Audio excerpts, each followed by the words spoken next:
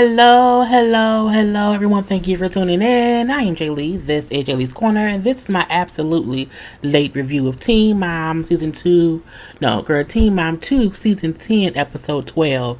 I'm going to do Episode 13, too, in a minute, because it's 2:30 in the morning, Sunday night, Monday morning, and I want to get these out. I had stopped doing them because, again, it was a holiday, and I was like, I need a break or whatever, but now I have to, get them all pushed out real quick and whatever. To like, comment, share, subscribe, and all that goodness and stuff. Let's move on past that. I don't even have the pictures of the girls because, again, I'm just trying to get through it or whatever. So we know first up is Chelsea, born as Chelsea, whatever, and she's talking to Aubrey about, COVID, because again, it's just now hitting them or whatever in South Dakota. And, at first she felt as if, oh, it's not no big deal. It's not a big deal. But that's what everybody kind of felt like when it first happened or whatever. But then, she's still getting more cleaning supplies or whatever. Bringing up how it makes her nervous that the cleaning, girl. It makes her nervous that the production crew is around so much, because then the production crew is always traveling. So they're traveling, ton of stuff, being around people. She getting more cleaning supplies to be sure, it was what it was. Now, South Dakota never had any kind of shutdown order, because again, it's Chelsea, so not much really happens there like that, because it's like a closed off place or whatever. But again, the kids are kind of homeschooling themselves right now, and the construction crew can still build out the house they bought and whatever. And then we see a few days later, she was like, I don't feel good, you know what I'm saying? And now I'm worried that I may have COVID. And she gets tested and she's negative. That was it. We then see Leah. Leah has been in isolation for about 3 weeks now, and she's also self-recording herself or whatever. But the twins have not seen their daddy in a few weeks, and so her and Corey comes up with an idea to how they can safely share the girls, so the girls miss their daddy and the daddy miss the girls or whatever. Because Corey still works in regular life or whatever, so he's around more people. But they took whatever precautions to make it to where I got a piece of hair in my eye. To make it to where Corey could get them and, it'll be a safe thing or whatever. They didn't say what it was, if Corey was tested or what, I don't know what it was. But again, the girls went to spend time with their daddy and whatnot, okay? And we then see her book is being released. And so she's all nervous about that because, lies and secrets and private issues and moments are in the book or whatever. And she's on the video chat talking to the producer. And she brings up how because of the whole, shutdown, stay at home or whatever, that she can't travel to promote her book. So she's doing things virtually. She's doing virtual meetings or whatever. She's doing virtual and live book events from her home. And she brings up how the drug use wasn't the only secret that got out. I'm like, drug use was not a secret. We all knew about that. We're going to let that be or whatever. But she brings up out in the book, she came clean that she lied about having a miscarriage. Okay, about 8 years ago, she actually had an abortion with a kid she was pregnant with by Jeremy. And on the show, we seen it when she told you that she had a miscarriage or whatever. And we see the footage played back of her bringing up how, even though I was only 8 weeks pregnant, that baby was still, I loved it or whatever. And I wanted that baby more than anything. I loved the baby more than anything. But again, she had an abortion, not a miscarriage. But she played it out like it was a miscarriage or whatever. She brings up how now in life that back then she wasn't married to Jeremy at the time or whatever, and she was just dating him. And that was when it was the whole thing about, well, her and Corey get back together, and her then getting pregnant by Jeremy and then having the miscarriage is kind of what made them not choose to be together, whatever. She ended up, then staying with Jeremy and whatnot. She brings up how, I just didn't know what to do at that time. And she's like, I was with a rep at that time who told me that it would look bad on me if I had a baby with Jeremy or whatever. It would look better if she had another baby or whatever. And they suggested she take a pill that would make it seem as if she had a miscarriage, okay? But you had to take the pill before you were 8 weeks pregnant for it to work. And so that's what she did or whatever. She does bring up that at the time she told Jeremy that it was a miscarriage. She didn't even tell him the truth then, but she told him later on, like after or around the time they were getting divorced, is when she told him the truth about it. But she's like, West Virginia, abortions are a big no-no here, so I didn't want to be judged about my decision. I didn't want to. She's like, I felt like I was going to hell, and I was ashamed of myself. It's sad that she felt that way. You know what I'm saying? But why not just not tell anyone you pray? Like I don't know. It's like you don't want to shame her for the decision she made, but I feel like people who blame or people who call abortions miscarriages, it's just so. Just don't do that. Just don't do that. You're the second person who's done that or who's admitted to that this season. Okay, Kale. Anyway, so she brings up how she goes to see Jeremy. Okay, to talk to him again, because then to talk to him about whatever and whatnot, and then he like, I don't want to talk about, like I don't want to discuss it or whatever. I felt like it was different ways to either leave some stuff out the book or just say it differently or whatever. And they were chit chatting, and I just feel like Jeremy just didn't want her to talk about some things, and I have to speak my truth, because I have to, maybe somebody out in the world who needs to hear this or whatever. And she admits that back then it's certain things about their relationship that she does not remember, because again she was high, and he brings up like, I remember more stuff than you do about that time or whatnot. So I just feel like things could have been left out or whatever. He brings up how people would judge him based on him leaving her, and they told him that he wasn't shit because he left her when she was depressed and going through anxiety, but she really left her because their relationship was so toxic, okay, with her, with the drug use, the lying or whatever. Leah had been to the abortion and everything, I'm saying. I think there was some cheating going on too. He's saying even after all of that stuff came out, I stayed for 5 more months before we kind of really divorced and separated or whatever.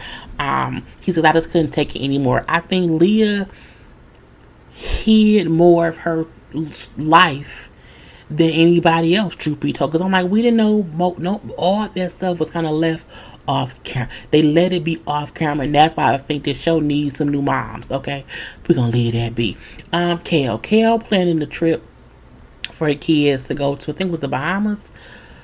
Where she's like, this is the last time I can travel while being pregnant with the boys before having this fourth baby or whatever. And she feels as if, they making a big deal from COVID. And I hope that this whole COVID thing don't make me not be able to take the trip. If it does, I'll be pissed off.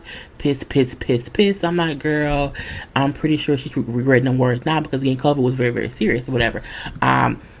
Chris is not involved. Still, she does not want Chris involved. We like, okay, that's fine. But we then see, okay, your COVID's taking over. So the boys' school has been canceled. It's a whole stay-at-home order, whatever. So the kid can't go to their trip.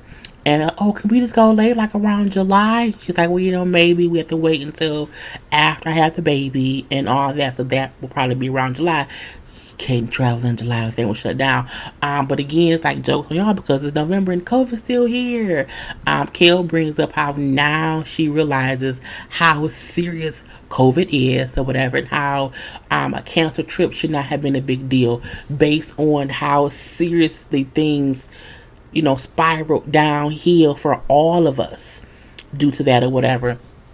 She brings up how now she's more worried about giving birth in a hospital because women and children are more at risk, because if someone else is infected, they can then infect you. So if a nurse is infected or whatever, and she's touching on me, touching on my baby, we can catch it. So I'm nervous to have have my kid in the hospital. I was like, We then see Jade. Okay, Jade is also self-shooting because Illinois has sent out a shutdown order, and so she also has to shut down her salon. Okay, and she's like, well, damn, I gotta do that. She then had to call her clients, cancel their appointments, do refunds of their deposits. So I'm like, that's money out her pocket or whatever. And she's at home talking to Sean. And she's like, I feel like I'm worried because, paying bills when I'm the only one like making any money or having money in my savings to use, it's kind of scary. And she brings up how, with her being on work and Sean also being on work, like it's just like all her money is the only income for everything. What should I pay? What shouldn't I pay? Like, the salon space is still requiring them to pay their monthly rent, even though they can't work out of the space. Now they're waiving late fees, but they still have to pay them the rent fees. My apartment did that too. Like, they waived late fees for tenants, but you had more time to pay. I'm like, I just paid my rent. Well, I was never out of work. But again, a lot of places did that to where they would give you more time to pay and then waive late fees, versus saying, don't pay us at all. But again, she's like freaking out about that or whatever. And, she brings up how, just being at home and being bored and not working. I don't know, do whatever. I'm just bored. And then they went and got a new dog. I'm like, how are y'all not working? Y'all talking about how y'all don't have no money, whatever, and y'all go and buy a dog to have to feed? Girl, I'm like, that was dumb. We then see Briana. Okay, Briana is also filming herself because, again, the crew can't film them. And then she was laid off. Her mama was laid off or whatever. They're laid off for 30 days at this point. Lewis had sent her $250 for Stella, but Devon could not send her $250 for Nova because Devon was what? Laid off. Okay. And Lewis was then laid off after the fact from his construction job, but he went back to working his trucking job. So he was like going to be leaving anyway. So that's what it was. And then she ended up texting them, Devon and Lewis, saying how, because she's laid off, she just hopes they can send her some money for the girl. I'm looking like, but I know Devon can't send no job. I'm going to leave that be or whatever. But this is after she came home from a trip with that married man. I'm looking like, you was out here tripping with some dude or whatever, but now you need help from your baby daddies to pay for kids that they can't afford, truth be told, or whatever. But I'm like, I do feel like if everybody laid off, you can't expect them to pay what they don't have. You were making more money than them. If they couldn't afford to pay you before when they were working, they can't afford to pay you now when they not. Anyway, she brings up how, because he is not working or whatever, he comes over to the house more to hang out with the girls or whatever. And I'm like, well, that's a nice thing to do. No, is that what she said? No, that's not what she said. She said that the married dude she fucking, who I say he's married, that he be coming over to see her at night when the girl's asleep. So she's sneaking that man in the house when the kids is asleep. But you sneaking them in your house, but you asking the men for money. Even though the men are their fathers. They don't work. Okay, we then see her in the store trying to shop for supplies. And of course, ain't no supplies in that damn store. And then she then said that Devon was out of work. So he was coming over, spending time with the kids and help with the kids or whatever. And at this point in time, she was not asking him to give her more money or give her any money because, again, he's there physically, where Lewis ain't there. So Lewis, she still feels as if he should pay because, again, he ain't there and he's technically working on the little truck or whatever. She brings up how I spent all my money on this house. All my money went to this house. So I don't have any money saved. And you say, I don't know what I will do. And I'm like, girl, I just feel like if you spend all your money on the house, what does Brittany and the mama do with their money? Like, I really wonder.